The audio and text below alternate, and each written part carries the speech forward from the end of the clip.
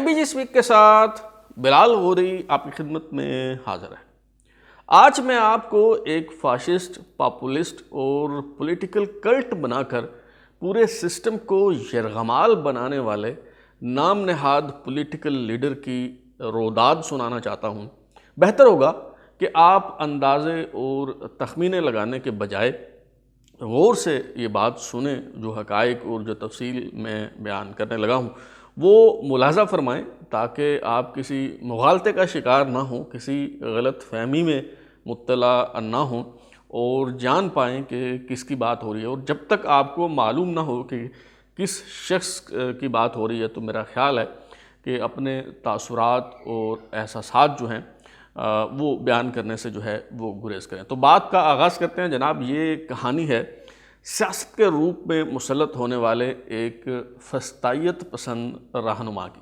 ایسے بہروپی بالعموم انقلابی باتیں کر کے انتخابی سیاست کے ذریعے ہی عنان اقتدار پر قابض ہوتے ہیں اور پھر پورے سسٹم کو یرغمال بنا لیتے ہیں۔ یہ دراصل خوابوں کے سوداگر ہوتے ہیں، انقلاب کے خواب بیچتے ہیں، کیونکہ اس طرح کے خواب جو ہیں وہ بآسانی بک جاتے ہیں، ہاتھوں ہاتھ جو ہے وہ فروخت ہو جاتے ہیں۔ تو یہ شخص جس کا میں ذکر کر رہا ہوں اس نے بھی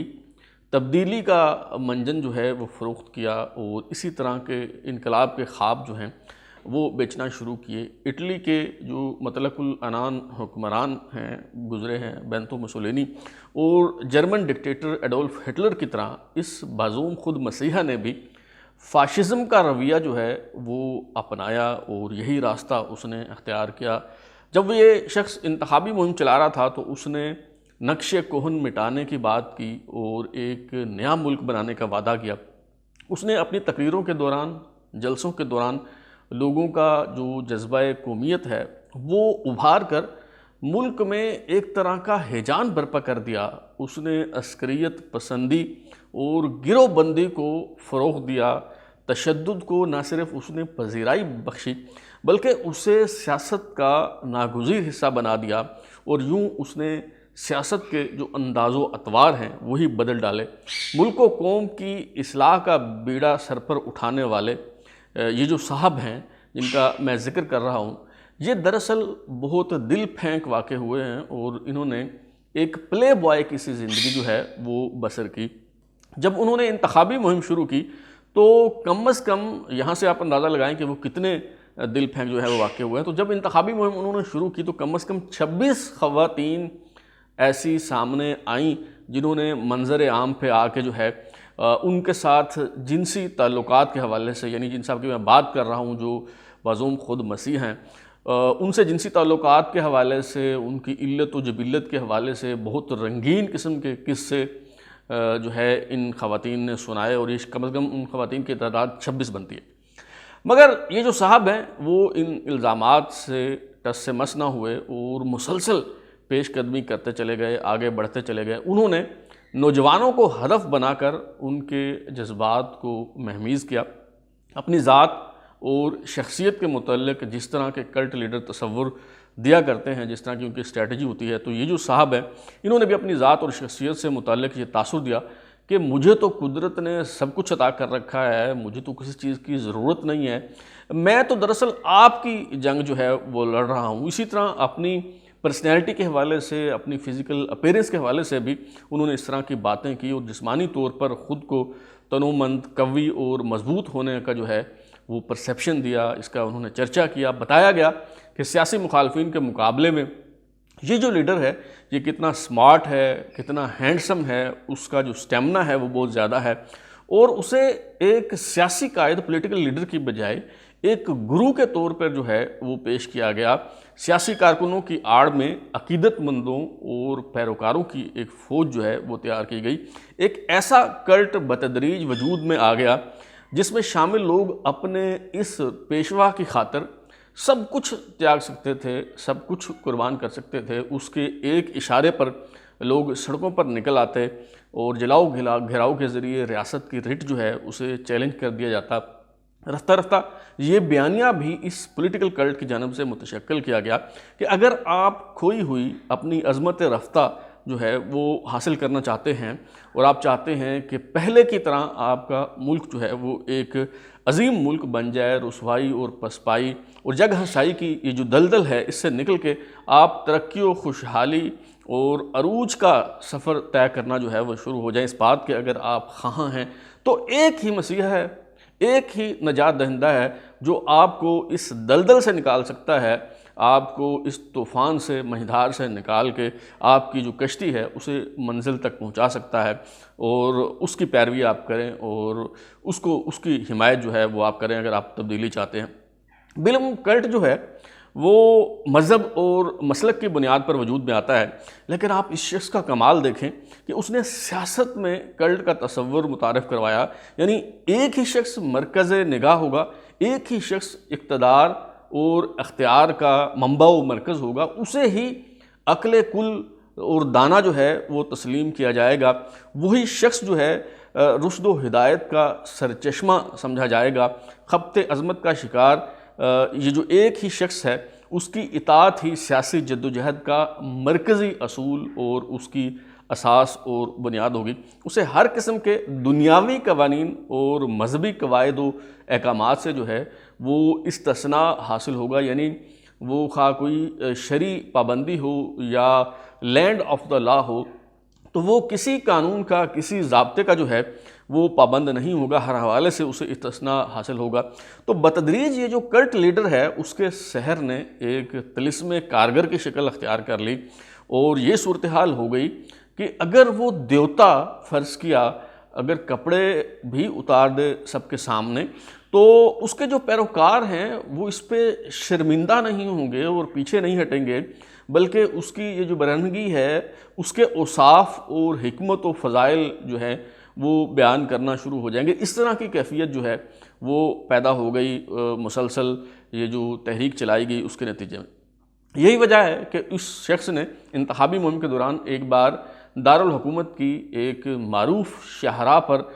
خطاب کرتے ہوئے انہوں نے کہا اور اس کا نام لے کے کہا کہ جی اگر یہ جو بڑی معروف شاہراہ ہے اگر وہاں میں دن کی روشنی میں کسی کو قتل بھی کر دوں تو بھی میری مقبولیت کم نہیں ہوگی، میرے ووٹر مجھ سے بدظن نہیں ہوں گے، جو میرے حمایتی ہیں وہ پیچھے نہیں ہٹیں گے، وہ رجوع نہیں کریں گے۔ تو یہ تھی وہ پروپیگنڈے کی طاقت کہ جس کے ذریعے یہ پولیٹیکل کلٹ جو ہے وہ تشکیل دیا گیا، اور پھر پروپیگنڈے کی طاقت سے ہی جو سیاسی مخالفین تھے ان کی یعنی دیگر جو سیاستدان تھے ان کی کردار کشی کی گئی اور انہیں جو ہے وہ غلط ثابت کیا گیا، انہیں کرپٹ ثابت کیا گیا اور اس شخص کو مسیحا کے روپ میں جو ہے وہ پیش کیا گیا۔ تو آخرکار جناب یہ جو بذوم خود مسیحا اور نجات دہندہ ہے وہ انتخابی سیاست کے ذریعے ملک کا جو سب سے بڑا عوامی عہدہ ہے اس پر براجمان ہونے میں کامیاب ہو گیا، اس کی حکومت آ گئی۔ اب یہ کیسے آئی حکومت، یہ کہانی جو ہے وہ ارریلیونٹ ہے، اس پہ ہم جو ہے وہ بات نہیں کرتے اور آگے بڑھتے ہیں۔ کئی برس پر محیط اس کے دور اقتدار میں جو عوام سے کیے ہوئے وعدے ہیں وہ پورے نہیں ہوئے، اور اس کی جتنی بھی باتیں تھیں وہ کھوکھلی اور بے بنیاد ثابت ہوئیں، اور لوگ جو ہیں کسی حد تک وہ جو اس کے کلٹ میں شامل تھے وہ تو نہیں، لیکن باقی عوام جو ہے وہ مایوس ہونا جو ہے وہ شروع ہو گئے، اور رفتہ رفتہ جو ہے وہ اس کی مقبولیت جو ہے وہ ختم ہونے لگی۔ لیکن وہ فسطائیت پر مبنی باتیں جو یہ صاحب پہلے کیا کرتے تھے جب یہ اپوزیشن میں ہوتے تھے، تو اب چونکہ پہلے یہ فسطائیت کی باتیں نعروں تک محدود تھیں، مزاج اور رویوں تک محدود تھیں، لیکن اب جب یہ حکومت میں آ گئے تو ریاستی طاقت حاصل ہو جانے کے بعد پوری مخالفت سے پوری قوت سے انہوں نے جو ان کے سیاسی مخالفین تھے انہیں کچلنے کے لیے اس ریاستی طاقت کو انہوں نے استعمال کیا۔ اب جیسے تیسے ظلم و جبر اور استبداد پر مبنی یہ جو ان کا دور ہے، جو عہد ہے، یہ گزر گیا، مگر جو ہی انہیں اقتدار سے الگ کرنے کی کوشش کی گئی تو انہوں نے باعزت طریقے سے گھر جانے کے بجائے غیر قانونی ہتھ کنڈے اپناتے ہوئے آخری وقت تک کرسی سے چمٹے رہنے کی بھرپور کوشش کی، اور انہیں اقتدار سے نکالنا بہت مشکل ہو گیا، بہت مشکل سے انہیں جو ہے وہ اقتدار سے نکال باہر کیا گیا، اور حکومت بدل جانے کے بعد جو چیزیں معلوم ہوئیں وہ بڑی دلچسپ ہیں اس فرد کے حوالے سے۔ جب حکومت چلی گئی تو اس سے پہلے تو سارے جو ریکارڈ ہے اس پہ ان کی دسترس تھی اور کوئی کارروائی انہوں نے آگے نہیں بڑھنے دی. لیکن جب حکومت چلی گئی تو تب معلوم ہوا کہ وہ شخص جسے اس کے پیروکار اور عقیدت مند بہت مہان دیوتا اور اوتار سمجھتے ہیں، اس نے کیا گل کھلائے ہیں یہ اس کے جانے کے بعد جو ہے وہ معلوم ہوا. غیر ملکی دوروں کے دوران جو میزبان ملک کے حکمران ہیں ان کی طرف سے تحفے تحائف دیے جاتے ہیں. یہ روٹین کی بات ہے. کسی بھی ملک کا سربراہ حکومت، سربراہ ریاست یا وزیر مشیر جب کسی دوسرے ملک میں جاتے ہیں تو وہاں انہیں تحفے تحائف جو ہیں وہ دی جاتے ہیں. تو یہ صاحب جن کی میں بات کر رہا ہوں اسے بھی غیر ملکی دوروں کے دوران تحائف ملتے رہے. مثال کے طور پہ امیر قطر کی طرف سے انہیں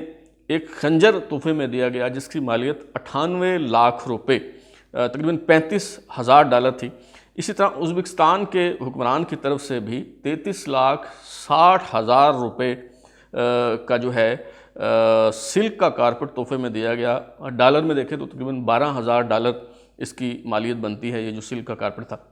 اسی طرح سعودی ولیعہد شہزادہ محمد بن سلمان جو ہیں وہ بھی جو اپنے مہمانوں کو بڑی قیمتی تحائف سے نوازتے ہیں، تو ان صاحب کو بھی انہوں نے بہت بیش قیمت تحائف پیش کیے. چینی صدر شی جن پنگ جو ہیں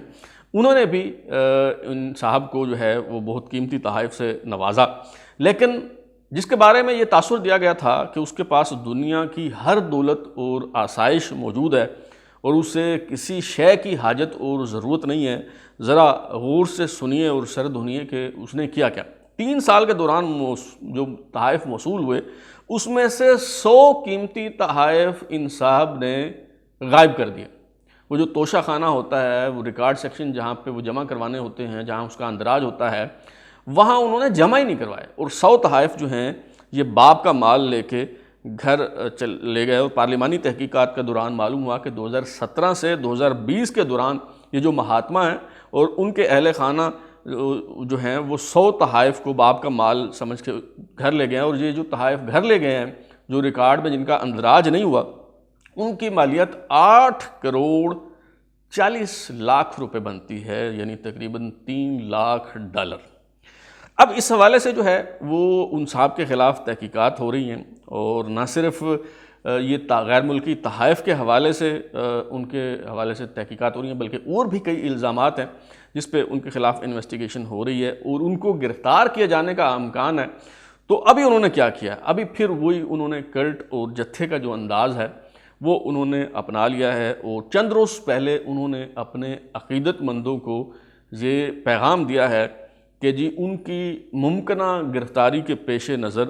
ملک گیر احتجاج کیا جائے. یعنی یہ صاحب جو ہیں اب ایک مرتبہ پھر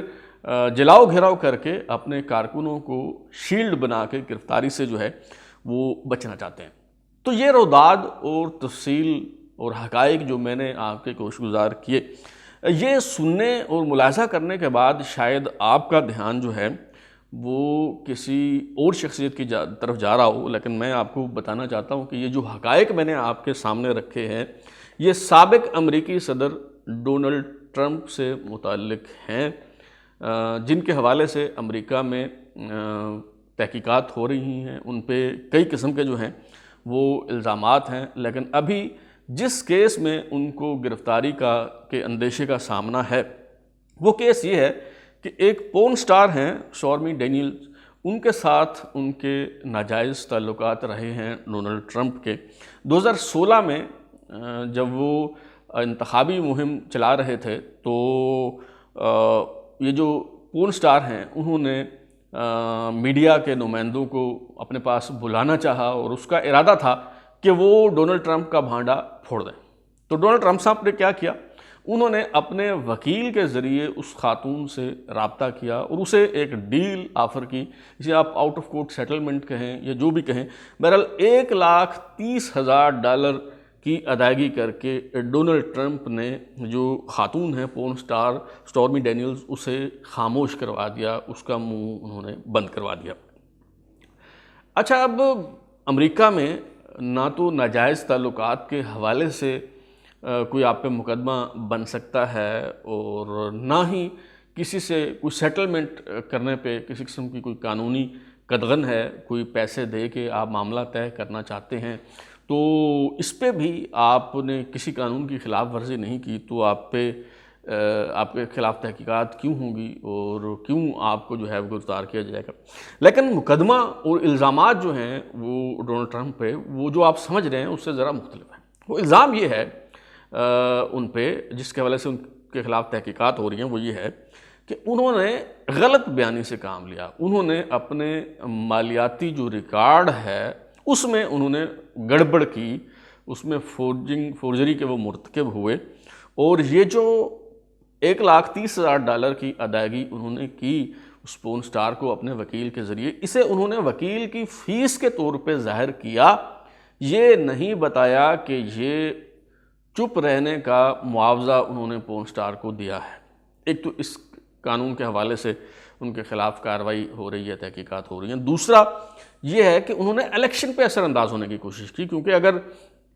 تو یہ خاتون سامنے آ جاتی اور حقیقت بتا دیتی تو ظاہر ہے کہ یہ جو تفصیلات ہیں الیکشن پہ اثر انداز ہوتی اور ان کی شہرت کو نقصان پہنچتا. تو اس وجہ سے انہوں نے اس خاتون کو چپ کروایا، اور دراصل یہ پیسوں کے ذریعے انہوں نے الیکشن پہ اثر انداز ہونے کی کوشش کی.